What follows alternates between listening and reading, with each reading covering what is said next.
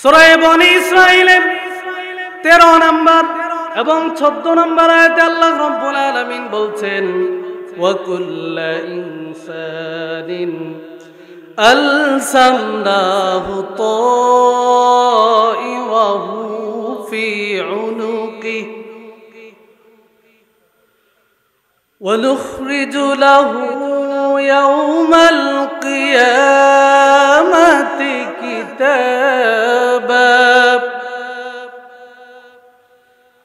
كتابا يلقاه منشورا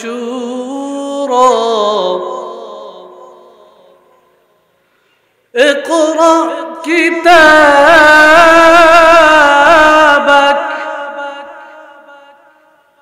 كفى بنفسك اليوم عليك حسيبا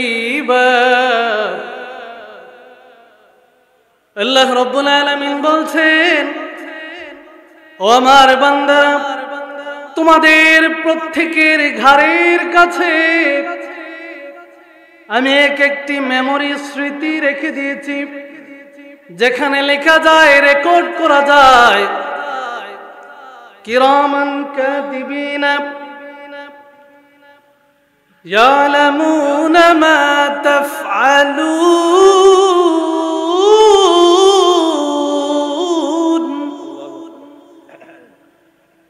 সম্মানিত লেখকগণ প্রত্যেকটি শ্বাসের সাথে প্রত্যেকটি মুহূর্তে আমি কি করছি সেই বিষয়গুলো লিপিবদ্ধ করে রাখছেন।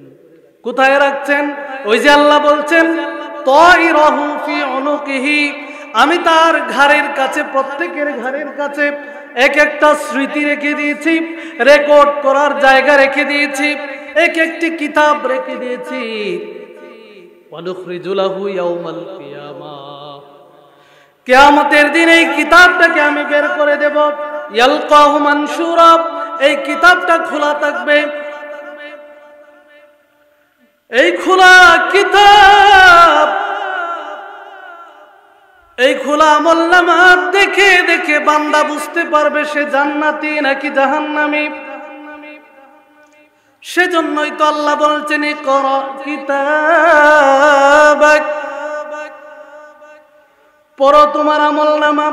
আল্লাহ বলবেন ইকরা কিতাবাক, তোমার আমলনামা তুমি পড়ো।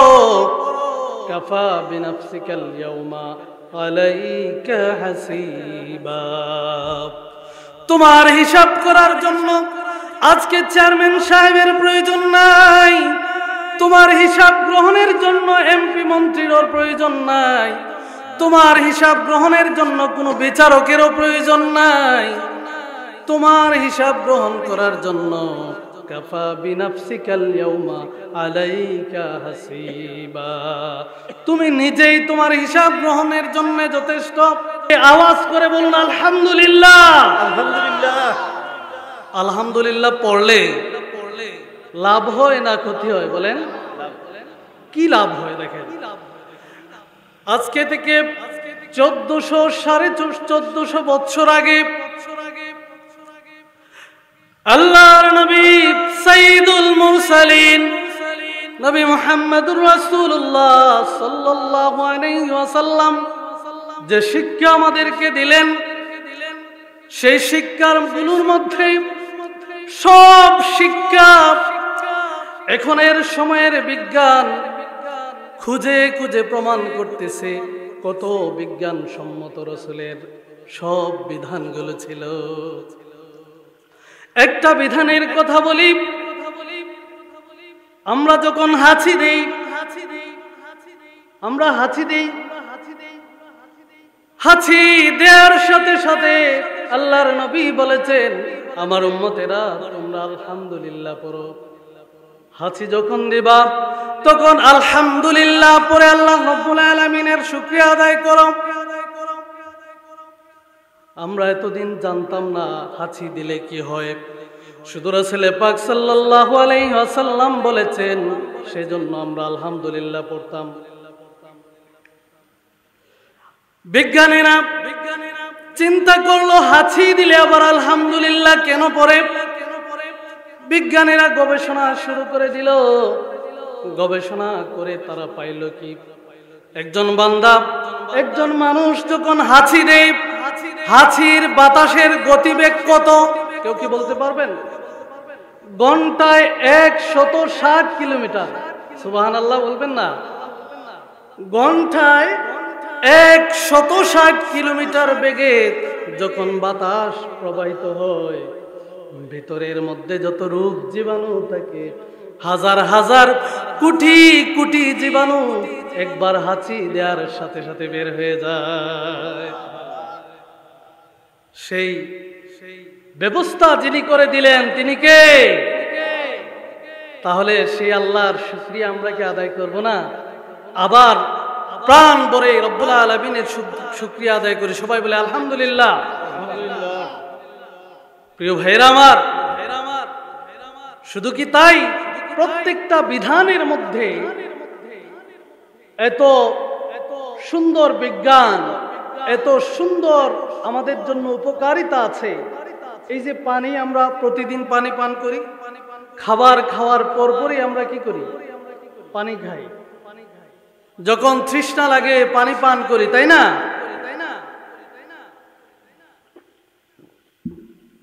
রাসূল সাল্লাল্লাহু আলাইহি ওয়াসাল্লাম দাঁড়িয়ে পানি পান করার অনুমতি দিয়েছেন? দেন নাই। পানি পান করতে হবে কিভাবে? বসে। কিডনি বিজ্ঞানী যারা, কিডনি চিকিৎসার সাথে রিলেটেড যারা, তারা গবেষণা করে দেখেছে কোন ব্যক্তি যতবার দাঁড়িয়ে পানি পান করবে, প্রত্যেকবার তার কিডনি একটু না একটু হলেও ক্ষতিগ্রস্ত হবে। নাউজুবিল্লাহ, আল্লাহ আমাদের রক্ষা করুন। তাহলে রাসূল পাক সাল্লাল্লাহু আলাইহি ওয়াসাল্লাম যত বিধান আমাদের জন্য দিয়েছেন, একেবারে ছোট্ট ক্ষুদ্র সেটা হোক, সেটার মধ্যে আমাদের জন্য উপকার আছে। ঠিক কিনা বলেন? যে আল্লাহ রাব্বুল আলামিন আমাদেরকে এত এত নিয়ামত দিয়ে পরিপূর্ণ করে দিলেন, আমরা মাঝে মধ্যেই সেই রব্বুল আলামিনের নাফরমানি করে ফেলি। ঠিক কিনা? শয়তানের ওয়াসওয়াসায় পড়ে, নফসের কুমন্ত্রণায় আমরা কি করি? গুনার কাজে লিপ্ত হয়ে যাই। ঠিক কিনা? আমাদের জীবনের সামান্য পরিমাণ আমল, ভালো আমল হোক খারাপ আমল হোক, সমস্ত আমল রেকর্ড করা হচ্ছে, লেখা হচ্ছে। ঠিক কিনা? কোথায় লেখা হচ্ছে?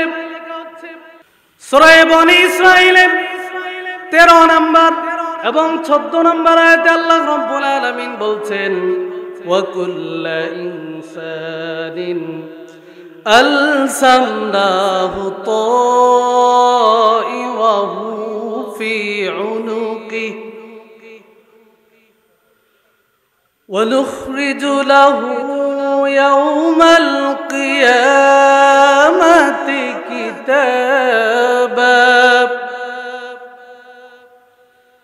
كتابا يلقاه منشورا اقرأ كتابك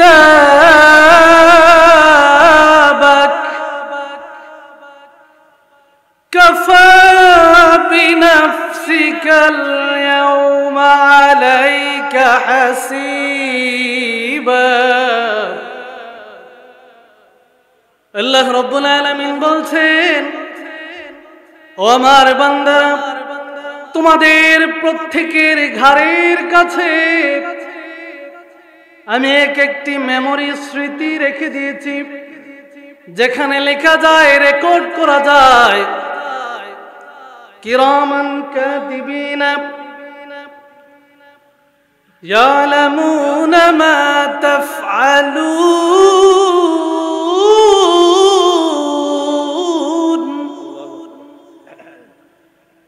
সম্মানিত লেখকগণ, প্রত্যেকটি শ্বাসের সাথে, প্রত্যেকটি মুহূর্তে আমি কি করছি সেই বিষয়গুলো লিপিবদ্ধ করে রাখছেন। কোথায় রাখছেন? ওই যে আল্লাহ বলছেন, তাইরাহু ফি উনুকিহি, আমি তার ঘাড়ের কাছে, প্রত্যেকের ঘাড়ের কাছে এক একটা স্মৃতি রেখে দিয়েছি, রেকর্ড করার জায়গা রেখে দিয়েছি, এক একটি কিতাব রেখে দিয়েছি। ওয়া নুখরিজু লাহু ইয়াউমাল কিয়ামাহ, কিয়ামতের দিন এই কিতাবটাকে আমি বের করে দেব। ইয়ালকাহু মানশুরা, এই কিতাবটা খোলা থাকবে। এই খোলা কিতাব,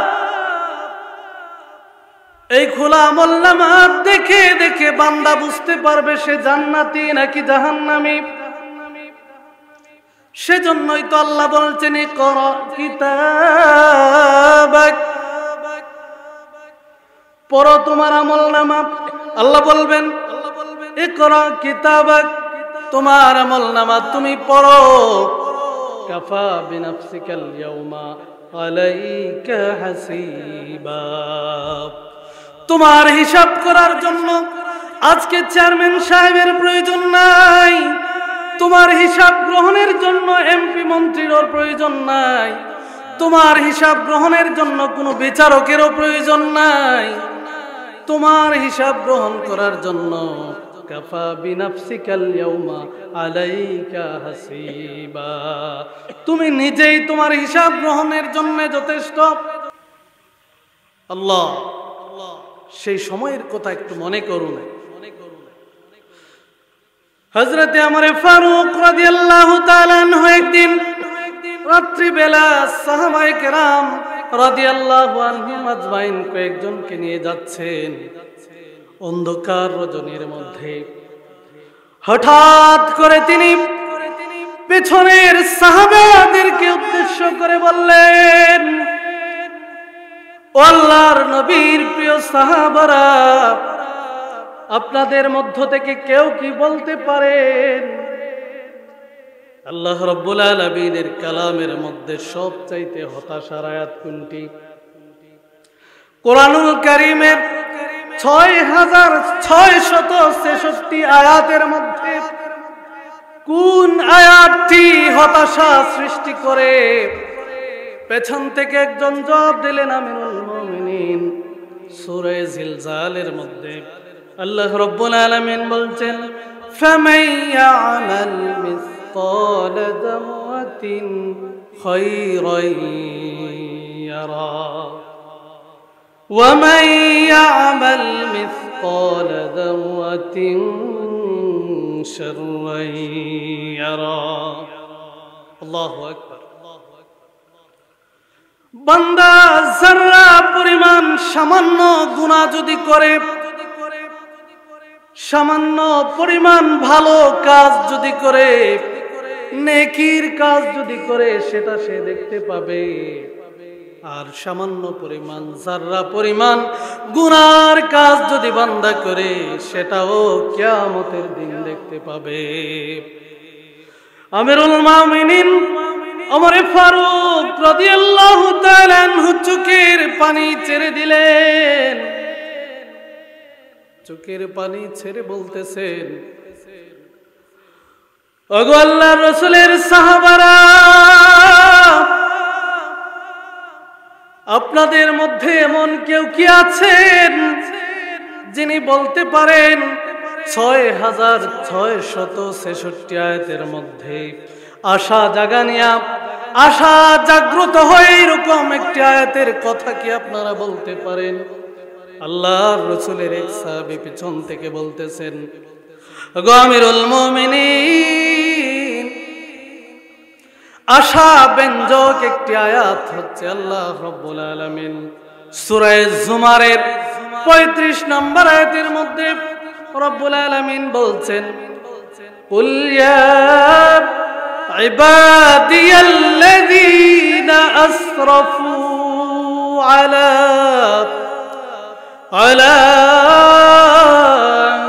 আনফুসিহিম, ওগো নবীজি আপনি বলে দিন, ওহে আল্লাহর বান্দারা, যারা নিজেদের নফসের উপর জুলুম করেছো, গুনাহ করতে করতে নিজের অন্তরকে নষ্ট করে দিয়েছো, তোমাদের হতাশ হওয়ার কিছু নাই। আপনার আমার মনিব আল্লাহ রাব্বুল আলামিন বলছেন, লা তাকুনাতু মির রাহমাতিল্লাহ, আল্লাহর রহমত থেকে নিরাশ হয়ে না। ওরে বান্দা, গুনাহ করেছো, জীবনের 40টা বছর অতিবাহিত করেছো, 30টা বছর 50টা বছর অতিবাহিত করেছো, গুনাহ করতে করতে পাহাড় পরিমাণ গুনাহ বানিয়ে ফেলেছো। রব্বুল আলামিন বলেন, লা তাকনাতু মির রাহমাতিল্লাহ, আল্লাহর রহমত থেকে নিরাশ হয়ে না।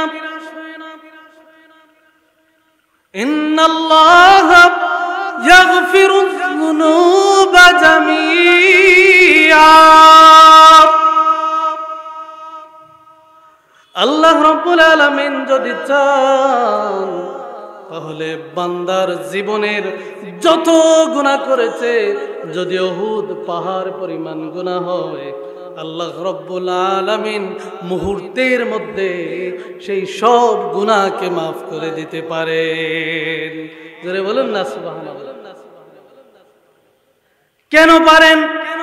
কারণ ইন্নাহু হুয়াল গফুরুর রহিম, আমার আপনার মনিব আল্লাহ রাব্বুল আলামিন সাধারণ ক্ষমতার অধিকারী নন, দুনিয়ার কোনো বাদশার মতো নন, দুনিয়ার কোনো সম্রাটের মতো নন, দুনিয়ার কোনো মহাজনের মতো নন। তিনি হচ্ছেন বিশ্ব ব্রহ্মাণ্ডের মালিক, আসমান জমিনের মালিক আল্লাহ। আল্লাহ চাইলে তার বান্দাদেরকে মাফ করে দিতে পারেন। মুহতারাম হাজিরিন, আমার আজকের আলোচ্য বিষয় হচ্ছে সেই বিষয়ে, আমরা যারা গুনাহ করেছি, কোনো বান্দা কি আছে এরকম, কোনো মানুষ কি আছে এরকম যে বলতে পারবে আমার জীবনে কোনো গুনাহ করে নাই? বলতে পারবে?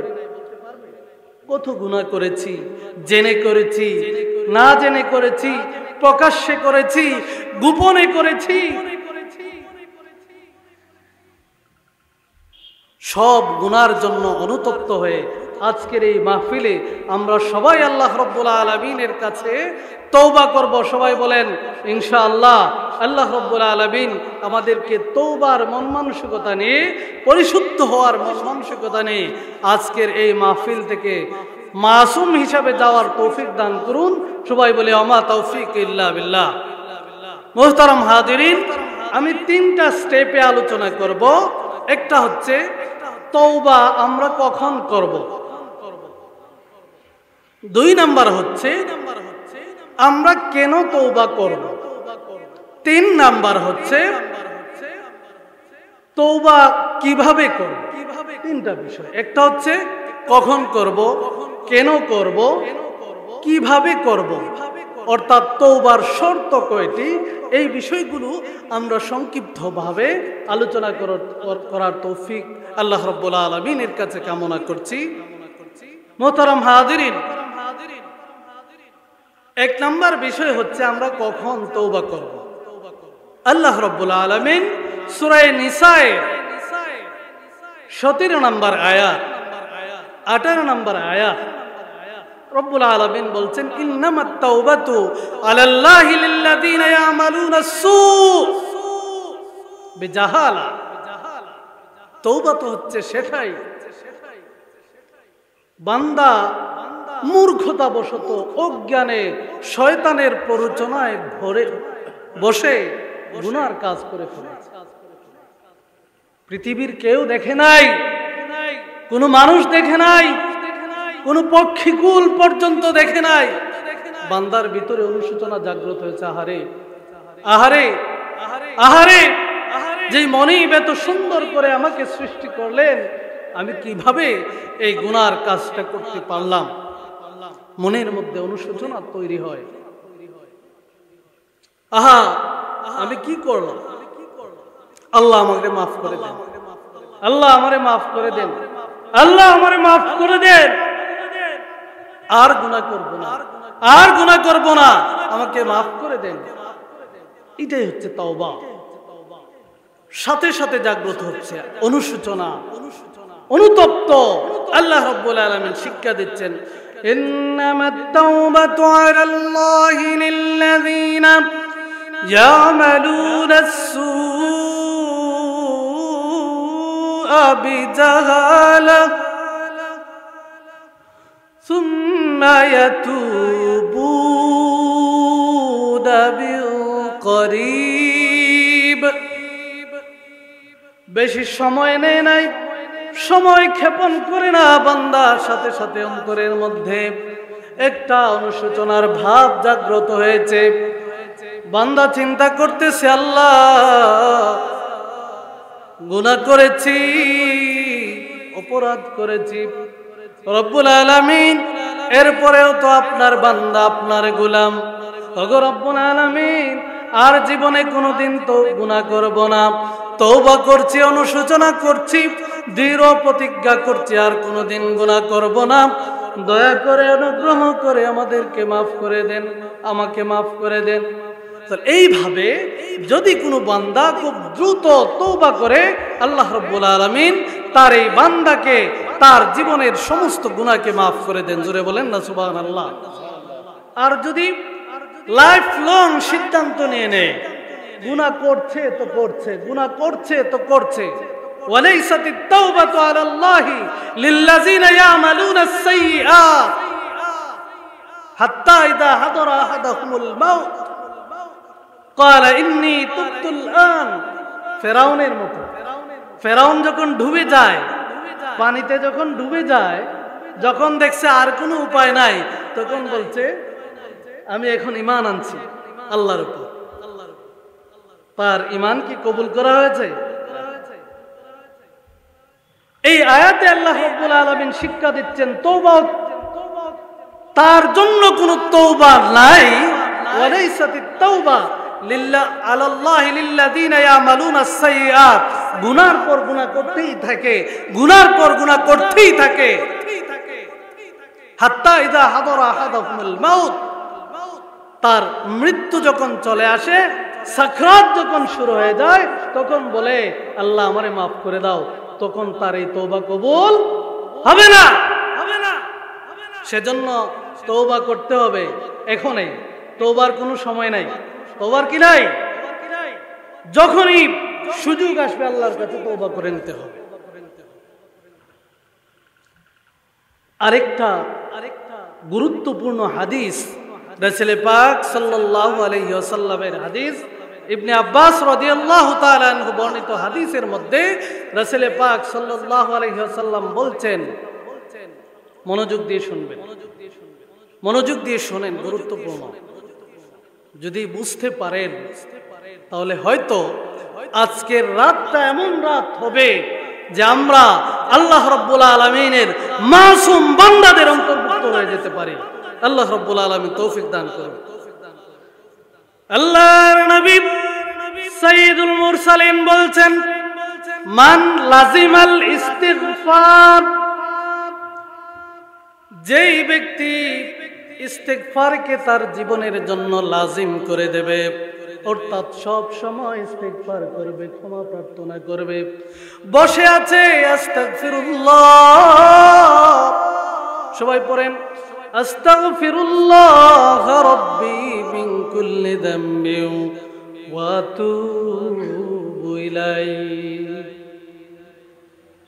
লা হাওলা ওয়ালা কুওয়াতা ইল্লা বিল্লাহিল আলিয়্যিল আযীম।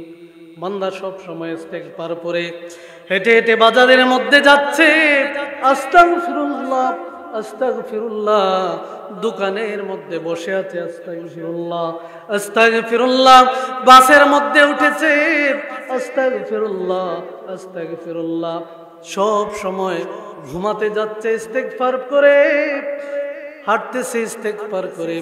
24 ঘন্টার মধ্যে যখনই বান্দা জাগ্রত হয় ইস্তিগফার করে, আল্লাহর হাবিব বললেন এই ধরনের বান্দার জন্য পুরস্কার হচ্ছে 3টা। জোরে বলেন কয়টা?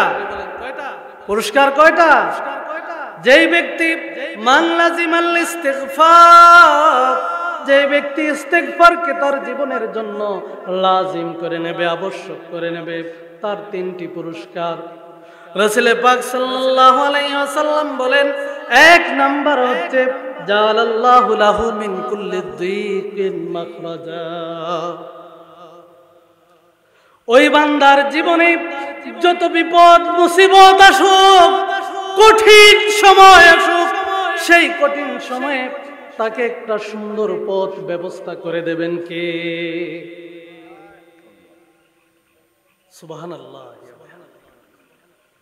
ইস্তিগফারকে বান্দা যখন তার জীবনের জন্য লাজিম করে নেবে, আবশ্যক করে নেবে, আল্লাহ রাব্বুল আলামিন যত বিপদ মুসিবত আছে সমস্ত বিপদ মুসিবত থেকে বান্দাকে হেফাজত করবেন। 2 নাম্বার হচ্ছে কষ্টের সময়, ওমিন কুল্লি হাম্মিন ফারাজা, ব্যথার সময়, দুঃখের সময় আল্লাহ রাব্বুল আলামিন তাকে আনন্দের বিষয় দান করবেন। এরপরে যেই পুরস্কারের কথা বলা হচ্ছে সেই পুরস্কারটা একটা বিশাল পুরস্কার। আল্লাহর হাবিব বলেন, ওয়ারযুকুহু মিন হাইসু লা ইয়াহতাসিব। সুবহানাল্লাহ। আল্লাহর হাবিব বলেন, এমন জায়গা থেকে আল্লাহ রাব্বুল আলামিন রিজিকের ব্যবস্থা করবেন বান্দা কল্পনাই করতে পারে না, বান্দা চিন্তাও করতে পারে না আল্লাহ কোত্থেকে সাহায্য দিলেন। সুবহানাল্লাহি ওয়া বিহামদিহি। তাহলে তাওবা ইস্তিগফার কখন করব বলেন? বলেন আমার সাথে, কখন করব? সব সময়। কখন করব? সব সময়। আমরা এই অনুশোচনার মনোভাব নিয়ে চলাফেরা করলে আশা করা যায় আমরা যদি মৃত্যুবরণ করি, আমাদের আজল যদি চলে আসে, আমাদের মৃত্যুর সময় যদি চলে আসে, আল্লাহ রাব্বুল আলামিন তার নেককার বান্দাদের মধ্যে আমাদেরকে অন্তর্ভুক্ত করবেন ইনশাআল্লাহ। মুহতারাম হাজিরিন, আজকে বড় অনুতাপের বিষয়, বড় অনুশোচনার বিষয়। আজকে ইসলামী শিক্ষার নাম শুনলেই যেন কিছু মানুষের মধ্যে জ্বালা শুরু হয়ে যায়। কিছু মানুষ ইসলাম মুসলমানদেরকে সহ্য করতে পারে না, মুসলমান ঘরের সন্তান হয়ে মাদ্রাসা মসজিদকে পছন্দ করে না। এরকম লোক আছে কিনা বলেন?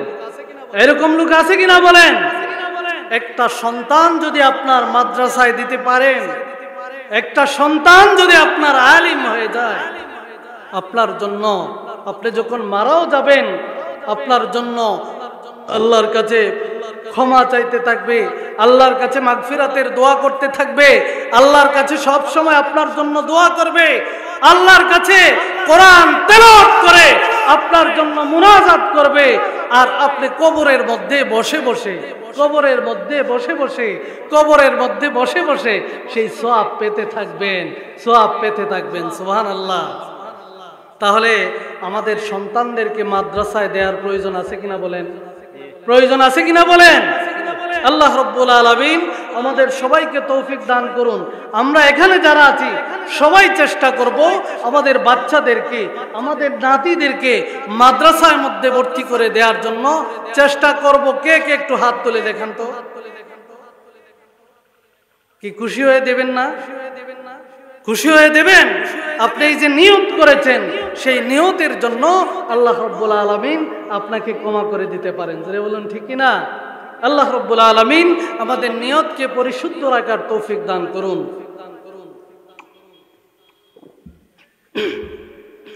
আমার আলোচনার 1 নাম্বার বিষয়, আমরা তওবা কখন করব, এই বিষয়ে আলোচনা শেষ। কখন করব? সব সময়। কখন করব? 2 নাম্বার হচ্ছে কেন করব। এখানে 1 নাম্বার যে বিষয়, 2 নাম্বারের 1 নাম্বার, আল্লাহ রাব্বুল আলামিন তওবাকারী ব্যক্তিকে ভালোবাসেন। আল্লাহর হাবিব রাহমাতুল লিল আলামিন বলেন, আত-তাইবু হাবিবুল্লাহ, তওবাকারী ব্যক্তি হচ্ছে আল্লাহর বন্ধু। জোরে বলুন না সুবহানাল্লাহ। খলিলুল্লাহ বলেন নাই, হাবিবুল্লাহ বলেছেন। খলিলুল্লাহ আর হাবিবুল্লাহর মধ্যে পার্থক্য কি? খলিলুল্লাহ হচ্ছেন যিনি আল্লাহকে ভালোবাসেন, আর হাবিবুল্লাহ হচ্ছেন যিনি আল্লাহকে ভালোবাসেন, আল্লাহ তাকে ভালোবাসেন। সুবহানাল্লাহ। তাহলে যে ব্যক্তি তওবাকারী, আল্লাহ রাব্বুল আলামিন তাকে ভালোবাসেন। কি ভালো লাগে। আল্লাহর বান্দা বিশ্রাম নিতে বসে গেল, বিশ্রামের মধ্যে হঠাৎ করে তার তন্দ্রা চলে আসছে। চোখ মেলে দেখে তার উটনিটা তার কাছে নাই। অবাক বিষয়, চিন্তার বিষয়। চতুর্দিকে তাকাইলো, তাকিয়ে দেখে কোথাও উটনি দেখা যায় না, তার যানবাহন দেখা যায় না। এখন তো চিন্তায় পড়ে গেছে, মহাবিপদে। উটের মধ্যে কি আছে? খাবার। উটের মধ্যে কি আছে? পানি। উটের মধ্যে তার হচ্ছে যাওয়ার ব্যবস্থা। এখন যে জায়গায় সে আছে, যদি তার বাড়িতে আবার ফিরে যেতে চায় তাও ফিরে যেতে পারবে না। গন্তব্য যে জায়গায় সেখানেও যেতে পারবে না। এই বান্দা চরম হতাশ। এখন মৃত্যু ছাড়া আর কোনো উপায় নাই। মৃত্যুর জন্য অপেক্ষা করতে সে বসে গেছে। স্পষ্টভাবে সে বুঝতে পেরেছে এখন আর কোনো উপায় নাই, মৃত্যুই আমার জন্য নির্ধারিত। এই অবস্থায় ওই লোকটার আবার তন্দ্রা আসলো। তন্দ্রা আসার পরে চোখ যখন মেলে দেখে, আহারে কি ব্যাপার! এই উটনিটা তার চোখের সামনে, তার খাবারও তার চোখের সামনে, তার পানিও তার চোখের সামনে।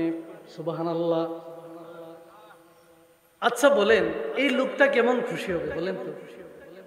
একটু আগে যে লোকটা চিন্তা করতেছে মৃত্যু ছাড়া আমার আর কোনো পথ নাই, সেই লোকটা যখন তার বাঁচার সব অবলম্বন একসাথে ফিরে পাইল, তার আনন্দের শেষ আছে, আনন্দের সীমা আছে।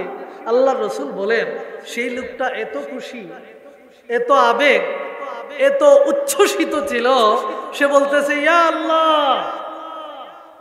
আনতা আবদি ওয়া আনা রব্বুক। কথা কি ঠিক বলেছে না বেঠিক বলেছে? ঠিক বলে নাই তো? খুশির টেলায়, খুশির টেলায় বলেন না, খুশির টেলায় লোকটা বলছে, হে আল্লাহ আপনি আমার গোলাম, আমি আপনার মনিব। বুঝেন নাই? বুঝেন নাই?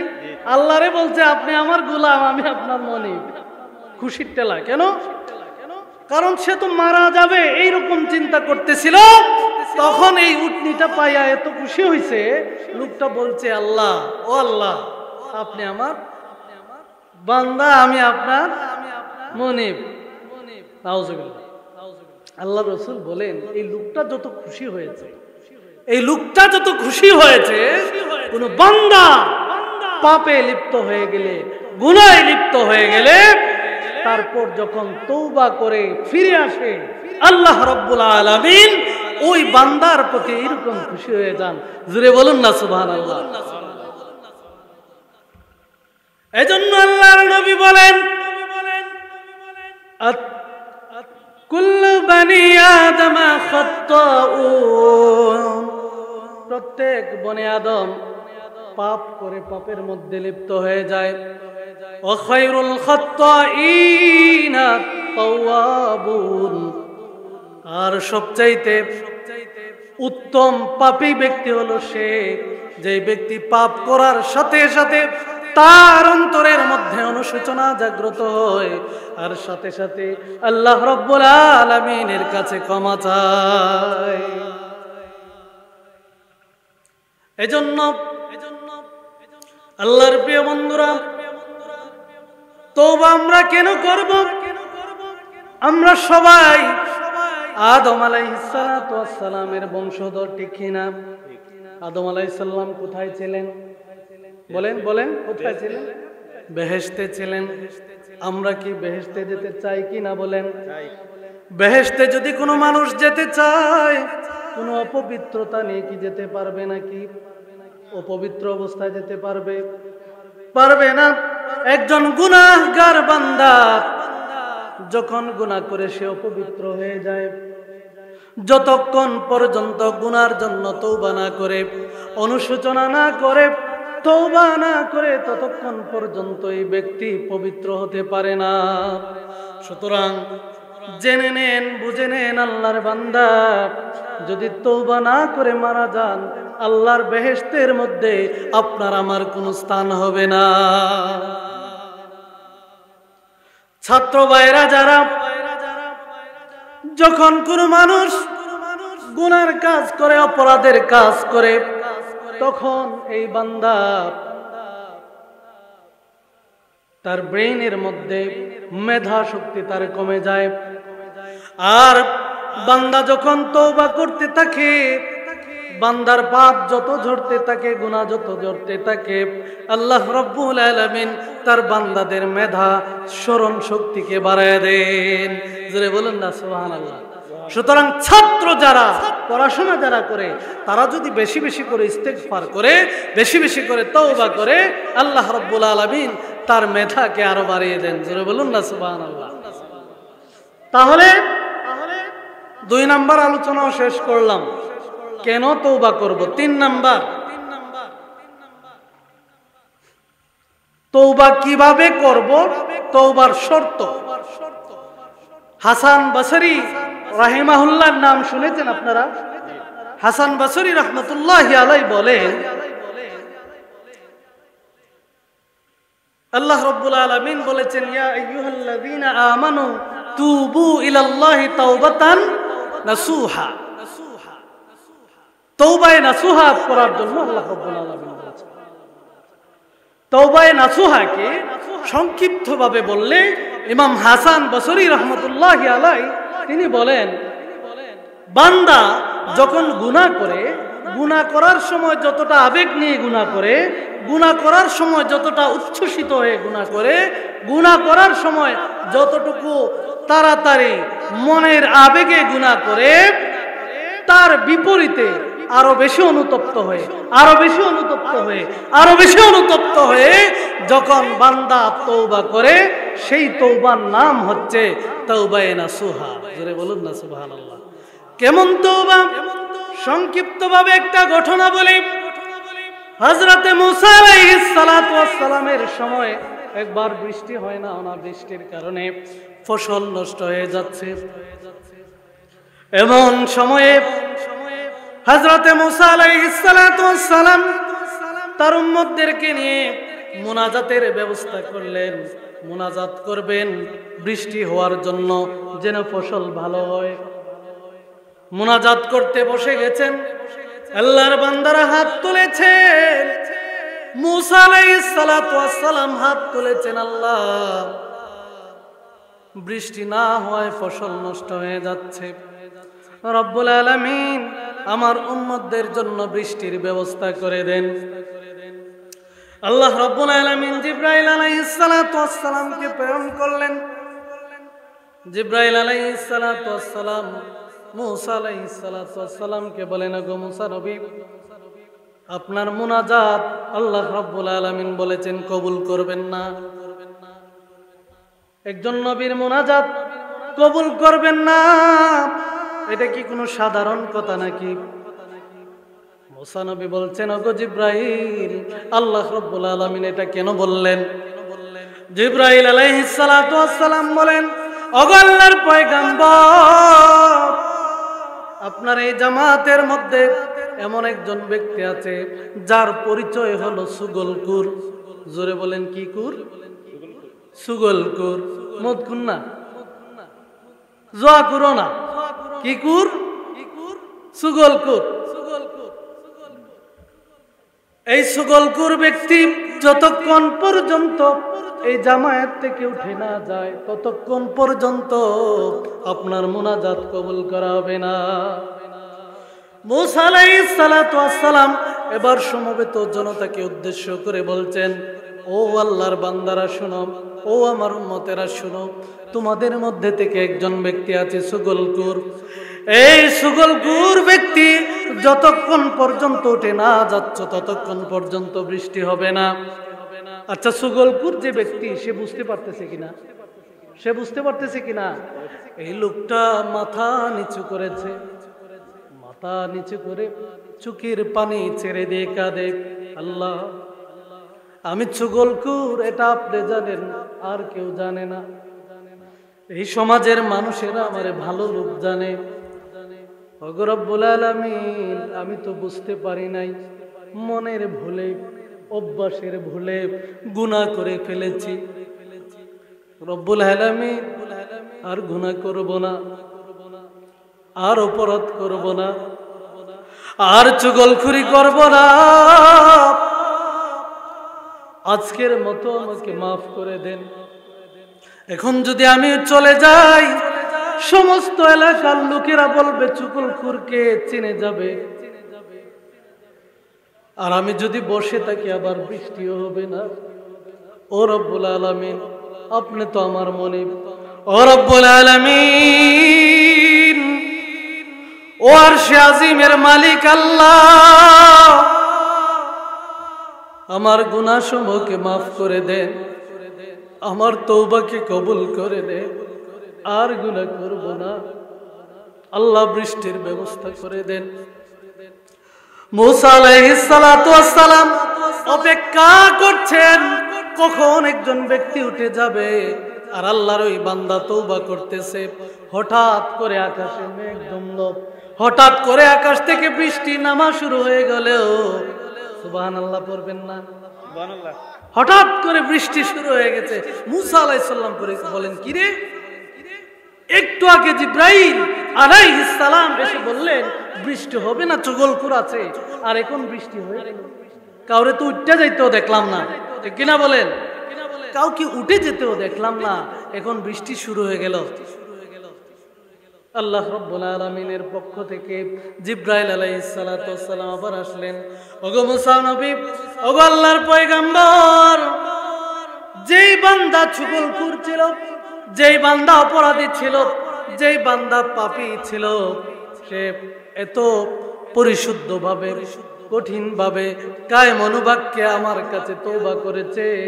আমি আল্লাহ রাব্বুল আলামিনের দয়ার সাগরে ঢেউ উঠে গেছে, আমি রাব্বুল আলামিন তার তওবা কবুল করেছি। এজন্য আপনাকে না জানাইয়াই আমি বৃষ্টি দিয়ে দিয়েছি। সুবহানাল্লাহ। আমার প্রিয় ভাইয়েরা, কিভাবে তওবা করব? ওই ব্যক্তির মতো তওবা করব। তওবায়ে নসুহা পড়ব। সূরা তাওবায়ের 118 নম্বর আয়াতে আল্লাহ রাব্বুল আলামিন আরেকটা তওবার ঘটনা সুন্দর করে উল্লেখ করেছেন। সেই ঘটনাটা কি? আল্লাহ রাব্বুল আলামিন বলছেন, ওয়া আলাস সালাসাতিল্লাযীনা খুল্লিফু হাত্তা ইযা দাকাত আলাইহিমুল আরদু বিমা রাহুবাত ওয়া দাকাত আলাইহিম আনফুসুহুম ওয়া যান্নু আল্লা মালজা মিনাল্লাহি ইল্লা ইলাইহি সুম্মা তাবা আলাইহিম লিয়াতুবু ইন্নাল্লাহা হুয়াত তাওয়াবুর রহিম। তাবুকের যুদ্ধের সময় রাসূল পাক সাল্লাল্লাহু আলাইহি ওয়াসাল্লাম ঘোষণা দিয়েছেন সব সাহাবীদেরকে অংশগ্রহণ করার জন্য। একমাত্র শিশু, মহিলা এবং অতি বৃদ্ধ যারা, তারা ছাড়া বাকি সবাইকে বলেছেন তাবুকের যুদ্ধে অংশগ্রহণ করার জন্য। সেই যুদ্ধের পরিস্থিতিটা এত ভয়াবহ ছিল, রাসূল পাক সাল্লাল্লাহু আলাইহি ওয়াসাল্লাম বলেছেন, হে আমার উম্মতেরা, তোমরা তোমাদের ঘরের মধ্যে দেওয়ার মতো যত কিছু আছে যুদ্ধের সরঞ্জাম হিসেবে দান করো। এই ঘটনা আমাদের সকলের জানা আছে।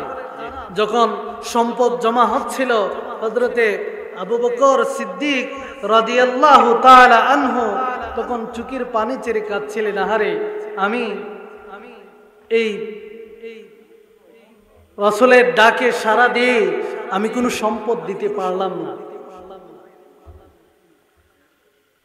সেই যুদ্ধে 3 জন সাহাবী অংশগ্রহণ করতে পারেন নাই। আমি সংক্ষিপ্তভাবে ঘটনা বলছি না, শুধু সামারাইজ করে আমার বক্তব্য শেষ করছি, কারণ আমাদের আমন্ত্রিত উলামায়ে কেরামগণ অনেকেই চলে এসেছেন। ইনশাআল্লাহ হুজুররা ধারাবাহিকভাবে বয়ান পেশ করবে। 3 জন সাহাবী তাবুকের যুদ্ধে অংশগ্রহণ করতে পারেন নাই। তাদের ব্যাপারে আল্লাহ রাসূল সাল্লাল্লাহু আলাইহি সাল্লাম নিষেধাজ্ঞা দিলেন। 40 দিন ভরা কোনো সাহাবী, কোনো মুসলমান তাদের সাথে কথা বলেন নাই। সুবহানাল্লাহ বলবেন না? আল্লাহর এই বান্দারা তারপরও মুসলমান, দৃঢ় ইমানের অধিকারী ছিলেন। তারপর 40 দিনের মাথায় এসে বলা হলো আপনি আপনার স্ত্রী থেকে আলাদা থাকবেন। জিজ্ঞেস করলেন স্ত্রীকে কি তালাক দিয়ে দেব? বললেন না, তালাক দেওয়ার প্রয়োজন নাই। তাহলে আপাতত স্ত্রীকে বললেন তুমি তোমার বাবার বাড়ি চলে যাও, আল্লাহর পক্ষ থেকে কোনো ফয়সালা আসার আগে, ফয়সালা আসলে পরে তুমি আসো। এই বান্দারা 3 জন 50 দিন বড়া কাঁদলেন, 50 দিন বড়া তওবা করলেন এবং আল্লাহ রাব্বুল আলামিন তাদের তওবা কবুল করে তাদের গুনাহসমূহকে মাফ করে দিলেন। জোরে বলেন না সুবহানাল্লাহ। এখন আমি শেষ করছি একটা কথা বলে, কিভাবে আমরা গুনাহ থেকে বাঁচতে পারি। আমরা প্রতিদিন কাজ শেষ করে ঘুমাতে যাই কিনা? ঘুমাতে যাই। আল্লাহর বান্দারা এই কথাটা একটু মনোযোগ দিয়ে শুনবেন। যদি আমরা আমল করতে পারি তাহলে আমরা আমাদের গুনাহ থেকে, অধিক গুনাহ থেকে বেঁচে থাকতে পারবো। এটার নাম আমি বলি আত্মসমালোচনা। কি সমালোচনা? আত্মসমালোচনা। আত্মসমালোচনা মানে নিজেকে নিয়ে পর্যালোচনা। আমি আজকে সারাদিন আমার নামাজগুলো ঠিক মতো আদায় করতে পারলাম কিনা, আমার মৌলিক ইবাদতগুলো ঠিক মতো করতে পারলাম কিনা, সেই বিষয় নিয়ে অনুশোচনা করা, সেই বিষয়গুলো মনে করে তওবা করা। যদি আমরা এটা করতে পারি আল্লাহ রাব্বুল আলামিন আমাদেরকে গুনাহসমূহ মাফ করার ব্যবস্থা করে দিতে পারেন। হুজুর চলে এসেছেন, তাহলে আমরা আজকে শেষ কথা হচ্ছে আল্লাহর কাছে মুনাজাত করছি, রব্বুল আলামিন আমাদের গুনাহসমূহকে মাফ করে আপনার জান্নাতি বান্দাদের অন্তর্ভুক্ত আমাদেরকে করে দেন। জোরে বলুন আল্লাহুম্মা আমিন। আল্লাহ রব্বুল আলামিন আমাদের সবাইকে তার খাঁটি বান্দা হিসাবে গড়ে ওঠার তৌফিক দান করুন। ওমা তৌফিক ইল্লা বিল্লাহ। আসসালামু আলাইকুম ওয়া রাহমাতুল্লাহ।